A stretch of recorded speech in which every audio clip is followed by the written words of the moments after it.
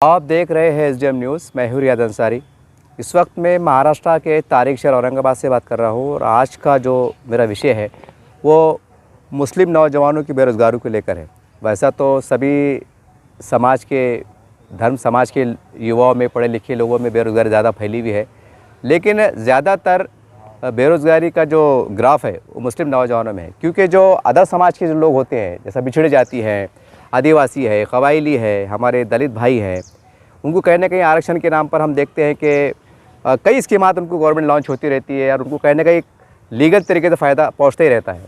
लेकिन मुस्लिम समाज के लिए अगर स्कीम है भी तो बहुत कम लेवल पे आती है और किसको मिली किसको नहीं मिली ऐसा मामला होता है।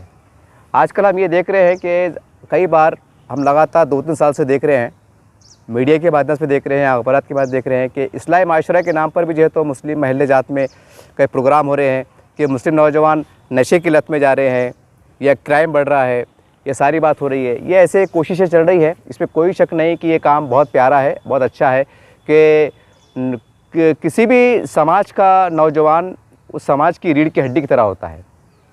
वो समाज का भी रीढ़ की हड्डी होती है और हमारे देश की भी कहीं ना कहीं ताकत की रीढ़ की हड्डी होती है। ये इतना बड़ा एक ताकत होती है, ये मामूली ताकत नहीं है। अब सवाल ये है कि अक्सर ये देखा जाता है कोई ना कोई बहाने से, अगर हम बारीकी से गौर किया जाए तो एक तरह से हम यूँ कह सकते हैं खुले अल्फाज में कि भाई मुस्लिम नौजवानों को बदनाम किया जाता है या मुस्लिम महल्ले को बदनाम किया जा रहा है कि भाई यहाँ के बच्चे ज़्यादा लड़ाई झगड़े में आगे रहते हैं या कुछ नशा करते हैं या आधी रात तक बाहर रहते हैं। ऐसी बहुत सी और कुछ हद तक कुछ बातें सच्चाई भी है, इसमें कोई शक नहीं है। लेकिन मैं ये वीडियो सिर्फ इसलिए बना रहा हूँ कि हमारे तमाम जो ज़िम्मेदारान हैं, जो नौजवानों को सुधारने का बीड़ा उठाए हुए हैं, कोशिश कर रहे हैं, और तमाम पॉलिटिकल लीडर्स उनकी भी नाम बना रहा हूँ कि देखिए मेरा भी छोटा मोटा सर्वे है और मैं ये मुकम्मल कम से कम वैसे कई मैंने नौजवानों से मुलाकात किया, उनके तासुरात को लिया, उसके बाद मैं ये वीडियो बना रहा हूँ। और मैं तो एक छोटा मोटा आदमी हूँ, सोशल मीडिया चलाता हूँ, लेकिन जो बड़े बड़े लेवल पे काम करते हैं, संगठन के एक मुनज़्ज़म तरीके से काम करते हैं या जिनके बड़े लेवल पे असर रसूख भी रहते हैं, तो फिर उनका क्या कहना। उनको तो जाहिर सी बात है फिर मेरे से ज़्यादा मालूमात होना चाहिए, अवेयरनेस होना चाहिए। तो बहरहाल मैं मुद्दे की बात पे आ जाता हूँ कि देखिए आज मुसलमानों के जो नौजवान हैं, पढ़े लिखे जो भी है, कम या ज़्यादा, तो उनका जो रुझान है वो तिजारत में है।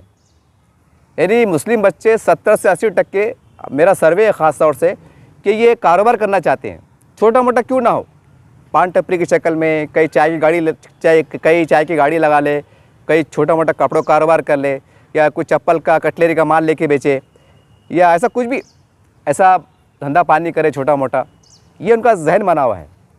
क्योंकि इस्लाम में भी, मज़हब इस्लाम में भी हम हमेशा देखते हैं, अखबारात में देखते हैं, अहादीस में पढ़ा जाता है, बयानात में कहा जाता है कि 99% अल्लाह ने तिजारत में बरकत रखा है। ये बताया जाता है लगातार। तो कहीं ना कहीं उसके असरात भी नौजवानों के जहन पर, उनके वालिदैन पर मरतब होते हैं और वो सोचते हैं चलो भाई पढ़ाई लिखाई ज़रूरी है ताकि भाई इंसान के अंदर काबिलियत पैदा हो, लिखने पढ़ने की तमीज़ आए, छोटों बड़ों का अदब आए, हलाल हराम ये सारी बातें, इसके लिए तालीम बहुत ज़रूरी है। लेकिन उसके बाद जो है तो बच्चा रोज़ी रोज़गार से लगे। अब उसमें हो रहा क्या कि कम से कम मैं 100 नौजवान ऐसे पेश कर सकता हूँ, वैसे तो हज़ारों की संख्या में है। क्योंकि मैं एक बात और मैं बता दूं कि मैं जो फुटपाथ की जो संगठनाएं होती है मैं उससे जुड़ा हुआ भी हूँ, एक बतौर सादा सीधा कार्यकर्ता के रूप में। तो उसका मेरे को बहुत ज़्यादा नॉलेज भी है, मालूमात भी है, पुख्ता सबूत भी है कि हज़ारों की संख्या में है बच्चे, लेकिन 100 बच्चे मैं ऐसे खड़े कर सकता हूँ कि जो कारोबार करना चाहते हैं, जिनके माँ बाप उनको 10-15 हज़ार दे के छोटा मोटा कारोबार भी करना चाहते हैं, ख़र्च दे के बोलो, कैसा छोटा मोटा करके बोलो। लेकिन सवाल क्या है कि वो धंधा करेंगे का, वो धंधा पानी करेंगे का, ये अब सबसे बड़ा मसला है। और शहर में हम देख रहे हैं कि अतिक्रमांक हो रहा है, महानगर पालिका कर रही है, ये सारी बात हो रही है। तो उसमें क्या हो रहा है, नौजवान बिचक जा रहे, और नौजवान सोच रहे कि, नौजवान के माँ बाप भी सोच रहे कि 15-20 हज़ार रुपये का माल लगा के देंगे, बच्चे को गाड़ी लगा के देंगे तो बच्चा कुछ पैर पे खड़े हो जाएगा, लेकिन वो हो नहीं पा रहा। और उसमें क्या हो रहा, बच्चे खाली ले रहे। अब कंपनी में जो हो रहा, तो कंपनी में ज़्यादातर जो टेक्निकल सेक्टर है, ITI है, पॉलिटेक्निक है, उनको ज़्यादा प्राथमिकता दी जाती। और जो सादे बच्चे 10वीं 12वीं उनको भी लिया जाता, लेकिन उसके अंदर फिर कुछ तनख्वाहें कम रहती, तो सारी बात रहती, फिर वो मसले आते, फिर दूर आना, फिर दूर जाना, फिर बहुत, फिर आज का माहौल क्या चढ़ा, ये सारी बातें हैं, कंपटीशन का ज़माना है।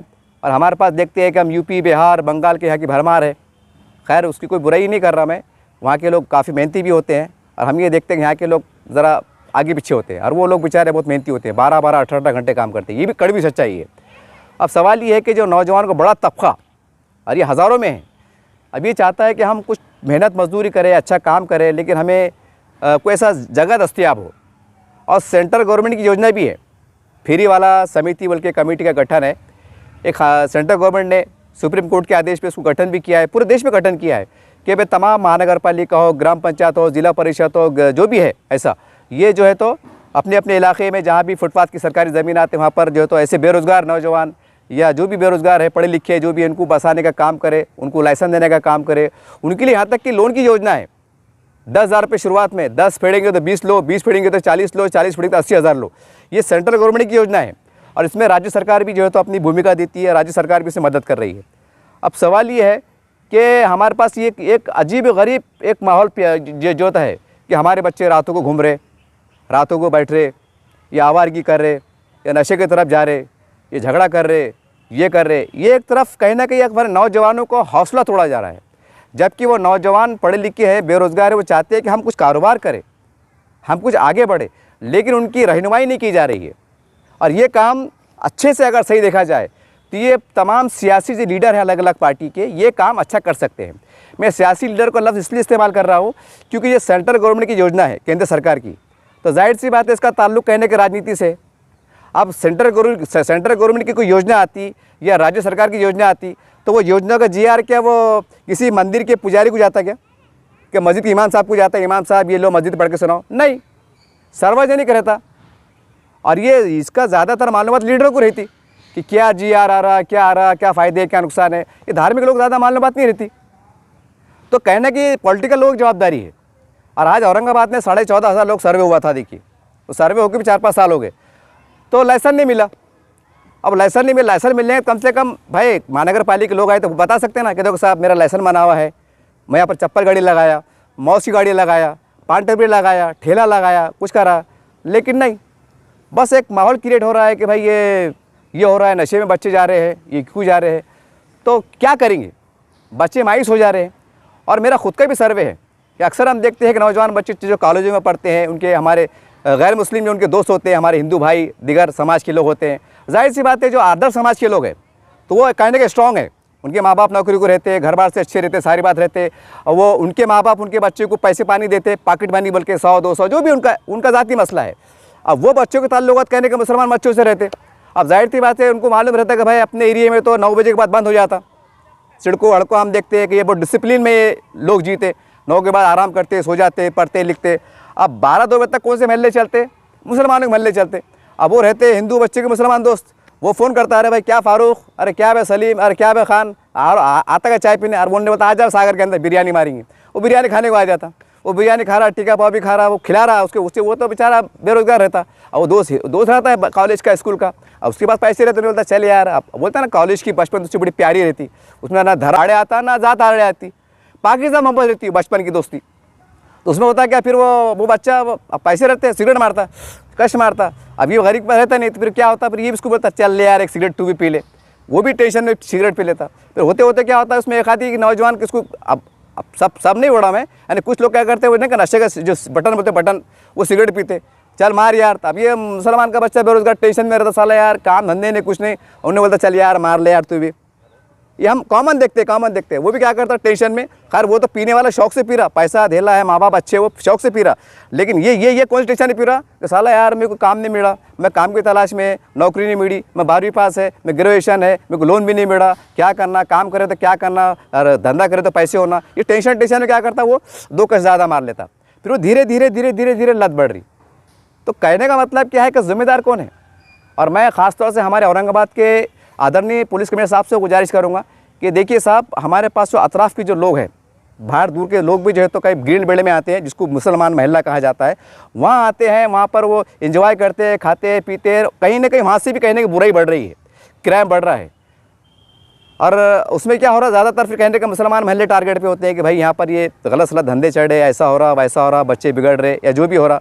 इसमें कोई शक नहीं कि माहौल ख़राब हो रहा, लेकिन कहने का ये पहलू भी देखना पड़ेगा कि भाई कि ये बाहर के लोग कितने आ रहे, ठीक है भाई, आप जैसे बुड्डी लाइन होगा, रोशन गेट होगा, अपने खटखट गेट होगा, यहाँ पर बाहर के लोग आते हैं, पार्सल ले आते हैं, खा के चल जाते हैं, वो एक अलग शक्ल है, चलो कारोबार है, कोई मसला नहीं। लेकिन कुछ बड़े वीआईपी घरों के बच्चे जो उनके दोस्ताना ताल्लुकात रहते हैं, अब वो जाहिर सी बात है भाई, जो अलग अलग एरिया है, वीआईपी एरिया है, वहाँ पर तो 9 के बाद बेचारे बड़े बड़े पढ़े लिखे लोग रहते हैं, वो डिसिप्लिन में अपना खाते पीते आराम सो जाते। अब ये मोहल्ले में क्या है, 2 बजे तक चल रहा, अभी क्या करते हैं, बड़े घर के बच्चे रहते हैं, बुलेट लेके आ रहे, ये लेके आ रहे, आ जाते। तो यहाँ भी 2-2 3-3 घंटे खाते पीते, साइड में खड़े सिगरेट पीते। तो मेरी पुलिस कमिश्नर साहब से, पुलिस डिपार्टमेंट से मैं रिक्वेस्ट है, विनती है कि सर ऐसे बच्चों को पूछा जाए, थोड़ी बहुत ऐसा जांच इसकी कड़ी नज़र रखा जाए कि भाई रात के 2 बज रहे हैं, आप कहाँ रहते, सिडको में रहते, सिडको से आप क्यों आए। एक एग्जाम्पल मैं आपको दे रहा, तो इससे आपको थोड़ा कहने के नौजवान है, जो हमारी पीढ़ी, हमारी ताकत है, ये बर्बाद होने से बचेंगी।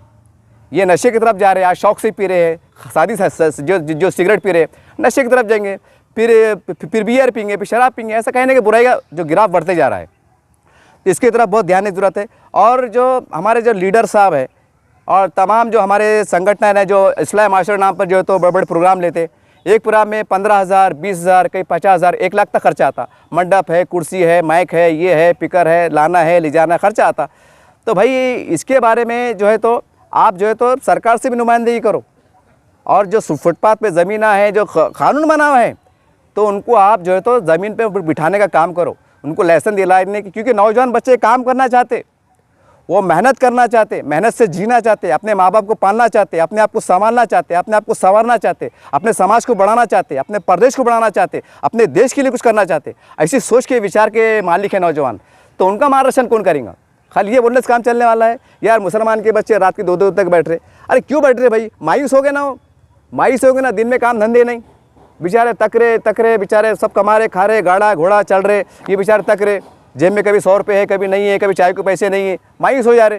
फिर बड़े बड़े घरों उसके दोस्तान रहते, फिर वो बुला लेता, भैया क्या कर रहा है, वो भी टेंशन में आता, वो भी आगे बढ़ जाता, कहीं भाई रोशन रोड पे आगे बढ़ जा रहा, कहीं बुड्ढे लम चल जा रहा, खटखट चल जा रहा, पता नहीं कहाँ का चल जा रहा, वो टेंशन में बैठ रहा, अब क्या करेंगे, काम धंधे नहीं तो। अरे भाई एक आदमी है, एक काम धंधे कर रहा, हाँ काम धंधे कर रहा, समझो दिन भर वो धंधे पानी कर रहा, और रात के 9 बजे आ रहा, तो पूरी हड्डी पसली हो जाती, थक जाता हो, उन्हें खाना खाता है, सो जाता। उसको अगर फ़ोन भी आया, यार भैया आना भैया चाय पीने को, रोशन रेट पे बोलता, नको यार मैं दिन भर काम कर थक गया यार, मैं नहीं आता हो, सो जाता हो, क्योंकि जिम्मेदार रहती ना, कल माल लेना है, बेचना है, फिरना है, खरीदना है, नफ़ा है, घाटा है, उसकी फिक्रों में रहता हो, मतलब वो अपने काम में लग जाता। अब ये बेचारा बाबा रिकामा रहेगा, BA पास रहेगा, ग्रेजुएशन पास रहेगा, रिकामा बैठा रहेगा, तो शैतानी ख्यालात आएंगे ना, तो हल्लू से कोई एक आदमी बहका देता, रहते 2-5 लोग बदमाश किस्म के, अरे हाँ ये बड़ा काम है, इधर का माल उधर कर दे, पैसे मिल जाते। अब वो नौजवानी का जहन भटक जाता, गुमराह हो जाते, और गुमराह में फिर बच्चा पहली गलती करता, उसमें सक्सेस हो जाता, उन्हें बोलता बाप रे बाप रे बाप रे, इधर का माल उधर करा तो 10-10 हज़ार का बंडल आ गया, तो फिर धीरे धीरे क्राइम की तरफ जाता। तो एक दिन में या तो बड़ा माफिया बनता, बड़ा डॉन बनता, बड़ा गुंडा बनता, या पता नहीं क्या बनता, ऊपर वालों को मालूम, ये हम अखबार में देखते हैं, उसके आधार पर मैं कह रहा हूँ।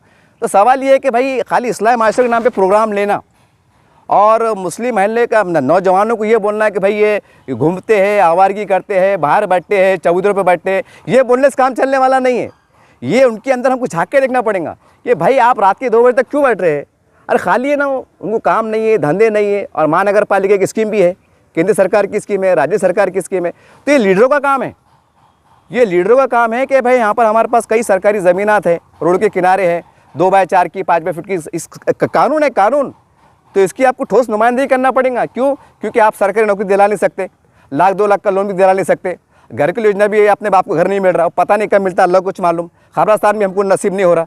तो कम से कम जो टूटे फूटे नौजवान जो मतलब जो बुराई की तरफ जा रहे, तो उनको रोकथाम के लिए कम से कम एक महानगर पालिका से ठोस नुमाइंदगी का लाइसेंस दिला दो। कम से कम जो फुटपाथ की जगह है वहाँ पर कमिश्नर साहब को, कलेक्टर साहब को लिया के उनको जो सर्वे करा के उनको जगह दिला के उनको पैर खड़े करो। आप नौजवान बच्चे काम को तरस रहे, वो काम करना चाहते हैं। मैं बढ़ रहा है, मेरी नज़र में 100 बच्चे में खड़ा के खड़े कर सकता हूँ जो कल चाहते हैं कि हम सिटी में काम करें, छोटा मोटा धंधा पानी करें, लेकिन उनको डर ये सता रहा है कि अगर चप्पलों का माल लेके बढ़ जाऊँगा, मैं कपड़ों का माल लेके बढ़ जाऊँगा, मैं छोटा मोटा को कटलरी का माल लेके बढ़ जाऊँगा, महानगर पालिका आएंगे उठा के मेरा माल जब्त कर लेंगे, मेरा नुकसान हो जाएगा। मतलब 15,000 भी गए, मेरी मेहनत भी गई, खर्चा भी गया और परेशानी। तो उसमें क्या हो रहा, बच्चे भिचक जा रहे। तो बहरहाल जैसा महानगर पालिका के हमारे कमिश्नर साहब, हम देखते हैं कि ये भी एक बहुत अच्छा अभियान चलाते हैं, अतिक्रमण जो भी होता है, ठीक है, वो कानून के हिसाब से आप काम करते हैं, लेकिन ये अभियान भी चलाओ, ये अभियान भी चलाओ। एक ऐसा एक डिपार्टमेंट कायम करो कि भाई आओ बताओ कहाँ पर जगह महानगर पालिका की? एक अधिकारी ने 5 लोग नामजद करो। मैं म्युनिसिपल कमिश्नर साहब जी श्रीकांत से गुजारिश करता हूँ, क्योंकि आप वेल अच्छे ऑफिसर हैं। मैं आपसे 2-3 बार मुलाकात कर चुका हूँ। आपकी मानसिकता बहुत अच्छी है, आप डेवलपमेंट वाले लोग हैं, आप बहुत अच्छी सोच विचार के मालिक हैं आप। तो आप एक केबिन ऐसा बनाओ और 5 लोग अपॉइंटमेंट करो और एक पेपर में जाहिरात दो कि मतलब जहाँ भी महानगर पालिका की छोटी मोटी जगह क्यों ना हो, साफ़ सुथरी रहे, यहाँ पर आओ, हमारा आदमी वहाँ जाके सर्वे करेगा और 3 दिन में आपको क्लियर कर देंगे। मतलब आप बैठो, जो भी आपका सालाना भाड़ा है, तोड़ा है, वो क्लियर करके दो, महानगर पालिका को आमदनी शुरू हो जाती और एक नौजवान बच्चा काम पे लग जाता। 5 लोग आप अपॉइंटमेंट करो, 1000 लोगों का कल्याण होगा। तो ये म्युनिसिपल कमिश्नर साहब से मेरी गुजारिश है। और जब हमारे कलेक्टर साहब है, हमने देखा है जब कलेक्टर साहब अस्तिक कुमार साहब जो है, तो जब म्युनिसिपल कमिश्नर हुआ करते थे, तो दिल्ली गेट के बाहर जहाँ पर वो अपने फर्नीचर वाले बैठे हुए थे, यहाँ से लेकर वहाँ तक, तो उन्होंने देखा कि यहाँ पर अतिक्रमण हो रहा है, अच्छा जो भी लोग बैठ रहे, तो उन्होंने उसको हटाया, उस पर कार्रवाई की, वहाँ पर झाड़ लगाए, वहाँ को तार फिक्सिंग की और एक मतलब वो जगह को महफूज किया। अब सवाल ये है, मैं बड़े निम्रता के साथ, आदर के साथ कलेक्टर साहब से कहना चाहता हूँ कि साहब, हमें जो भी है ना, हमारे जो जितने भी कलेक्टर है महाराष्ट्र के बोलो, कमिश्नर है बोलो या नेता है बोलो, अब हमें भी जो है तो थोड़ा कानून से ऊपर उठकर भी चलना पड़ेगा। ऐसा नहीं है कि इसमें कोई शक नहीं कि हमको कानून का पालन करना पड़ता, लेकिन कुछ बातें ऐसी रहती है कि जिसके लिए हमें सोचना पड़ता है कि इसके लिए कानून क्या है। ऐसी कुछ कभी कभी कुछ पल ऐसे आते हैं।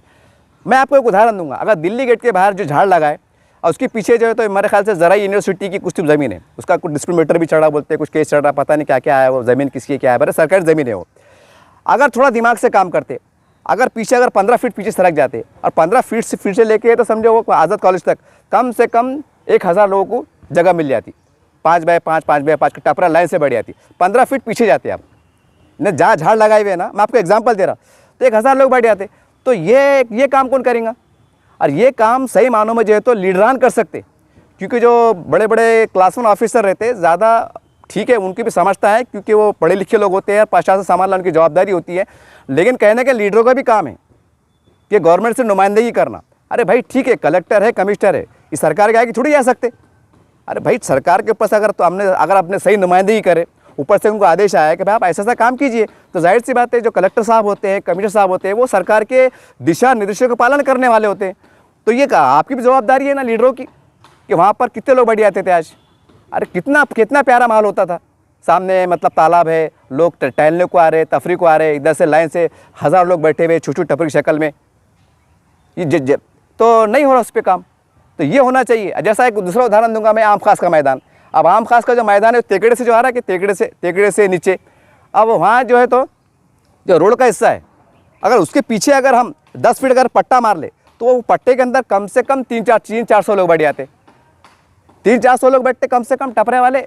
और मतलब गरीब जो बच्चे हैं, बेरोज़गार बच्चे हैं, ज़्यादातर तो मुसलमानों के पट पर वो उसकी है जो तो वक्फ बोर्ड का है। अब सवाल ये, फिर आप बहुत से लोग बोलेंगे अरे हज़रत तुम्हारा दिमाग ख़राब हो गया क्या, वो वक्फ बोर्ड का मैदान है, वो आम खास का मैदान है, वो ऐसा है। आप सोच रहे होंगे अरे भाई जब वहाँ पर स्पोर्ट का एक ऑफिस बन जा रहा, इधर से सिटी क्लब आ जा रहा, उधर स्मार्ट सिटी चल जा रहा, अरे आप सब देख रहे ना ये, तो फिर वो एक पट्टे में अगर बेरोज़गार नौजवानों को जगह मिल गई तो कौन सा बड़ा नुकसान हो जा रहा। अब ये हमारे जो लीडर है ना, तमाम बिला तफरीक, ये उनकी जवाबदारी है कि थोड़ा ऊपर उठना पड़ेगा साहब। भाई कानून नहीं है, वो ऐसा नहीं है, ऐसा थोड़ी चलने वाला है। आपको लड़ना पड़ेगा जमहूरी अंदाज से कि नहीं भाई हमारे ये बच्चों को पट्टा मारो 10 फीट का, और कितनी बड़ी जगह निकलती साहब। अरे मेरे जैसा आदमी, एक चिल्लर आदमी, एक छोटा सा आदमी, मेरी अकल शऊर फार्म काम कर रही, तो आप तो बड़े बड़े हैं ना, अल्लाह माशाल्लाह, बड़े बड़े कारोबार है। हमको तो फिक्र है यार अब शाम में क्या होगा यार, बाल बच्चों को जाना पड़ेगा 200-500 कमा के। ये कड़वा सच बता रहा मैं आपको। आज जो बड़े बड़े दिग्गज लोग हैं उनको क्या कमी है। अरे आपने सोच के ये करना, चलो भाई शहर में क्या है, कहाँ पर क्या करने का, कहाँ अच्छा काम हो सकता, कहाँ अच्छा नेक काम हो सकता, भलाई का काम हो सकता, एकता का काम हो सकता। ये काम तो आपकी जवाबदारी है, ये आपकी बहुत बड़ी जिम्मेदारी है, ये हमारी जवाबदारी नहीं है, ये आपकी जवाबदारी है। क्योंकि आप कुर्सी पे बैठे हुए, आपका दबदबा रहता, आपका एक फ़ोन जाता था, अधिकारी काम पे लगते, मशवरा होता, मीटिंग होती, लेकिन कर रहे नहीं। अब नौजवान बच्चों को जब रोज़गार नहीं मिलेगा तो फिर वो क्या करेंगे, सिगरेट पीएंगे, बीड़ी पीएंगे, कोई गांजा पी लेंगे टेंशन में आके, कोई बटन पी लेंगे, तो ये मसले होंगे। तो बहरहाल ये बहुत ज़रूरी है, ये बहुत ज़रूरी है कि तमाम जो बिला लिहाज हमारे जब इस्लामी संगठन काम कर रही हैं कि आप गवर्नमेंट से नुमाइंदगी करो। और हम देखते हैं कि पुलिस प्रशासन की भी अक्सर मीटिंग होती रहती है, हमने शांति कमेटी के नाम पर कि भाई झगड़ा मत होने दो, ये मत होने दो। और हमने ये भी देखा है औरंगाबाद शहर के अंदर कि इससे पहले कई पुलिस कमिश्नर साहब ने जो है तो रोज़गार दिलाने का भी काम किया है। कंपनियों से बातचीत की है, कई महिलाओं को उन्होंने एक रोज़गार देने का काम किया है। तो मेरी पुलिस कमिश्नर साहब से विनंती है, गुजारिश है कि साहब जो है तो आप जब भी आपकी मीटिंग होती है तो कलेक्टर साहब, म्यूनसिपल कमिश्नर साहब और पुलिस कमिश्नर साहब जो होते हैं मीटिंग में बैठते हैं, तो आप भी रिक्वेस्ट करके उनको बोल सकते हैं, क्योंकि आप एक लेवल के अधिकारी होते हैं। तो भाई ये महानगर पालिका जगह खाली पड़ी हुई है, वहाँ पर आपको बिठाने का काम करो। बच्चों का जब बेरोज़गारी ख़त्म होगी तो शायद से क्राइम भी ख़त्म होगा। ये जो जुराइम बढ़ रहे हैं, लूट मार की वारदात हो रही है, कुछ मर्डर हो जा रहे हैं, कुछ झगड़े फिसाद हो जा रहे हैं, ये क्राइम बढ़ रहा है। अरे क्राइम बहुत दूर का फैल रहा है। आज दिख रहा है कि ग्रीन बेल्ट में चल रहा है, लेकिन सच मानो देखो बाहर के जो नौजवान भी आ रहे हैं, एक दोस्त को हिलक के आ रहा है यार, वो कहने कि दोस्त की लंगत में, वो संगत में वो बला कहाँ से कहाँ जल जा रही है, बुराई फैल रही है। तो बहरहाल ये बहुत ज़रूरी बातें थी। मैं तमाम हमारे जो जिम्मेदारान हैं, लीडरान हैं, इनसे गुजारिश है कि नौजवानों के दिल में झाँक के देखो आप, उनकी आंखों में झाँक के देखो आप कि वो काम करना चाहते हैं, मेहनत करना चाहते हैं, और आप सिर्फ एक लाइसेंस की मोहताज हो, एक लाइसेंस, जबकि इसके लिए कानून बना हुआ है। लेकिन आज तक देखने में नहीं आया कि कोई बहुत बड़े मतलब जो लीडरान हैं, खास करके क्योंकि मुसलमानों की उंगलियां उठती है ना नौजवानों पे, तो जाहिर सी बात है फिर मुसलमान लीडर को बोलना पड़ेगा। तो उनसे आज देखने में नहीं आया कि उन्होंने कलेक्टर साहब से, कमिश्नर साहब से जवाब तलब करे कि केंद्र सरकार की योजना थी, कितनी जगह बटी, कितने लाइसेंस बटे, नहीं बटे तो क्यों नहीं बटे, जगह खाली पड़ी हुई, हमने उसको करना क्या। अरे वो कलेक्टर साहब रहते, वो कमिश्नर साहब रहते, वो क्या, अरे भाई उनके पीछे मसले रहते ना। अरे तुम नेता रहते, तुमको गली गली कोर्ट होना, जनता तुमको पीछे होना, जिंदाबाद मुर्दाबाद करने को नौजवानों को ताकत होना, तो आप काम करा के दो ना उनका। आप काम करेंगे, नौजवानों को ताकत बनेंगे, तो क्यों होगा फिर बुराई। तो ये बहुत ज़रूरी है। जब तक मुसलमान नौजवानों को आप रोज़गार देने का काम नहीं करेंगे, जो है तो आपका जुर्म ये कम नहीं हो सकता है। और मुसलमानों को कहा जाता है कि मुसलमान के बच्चे जो तो बटन प्लेयर हैं, या नशे में हैं, या ऐसा कर रहे हैं, ये एकदम इंतहाई गलत बात है।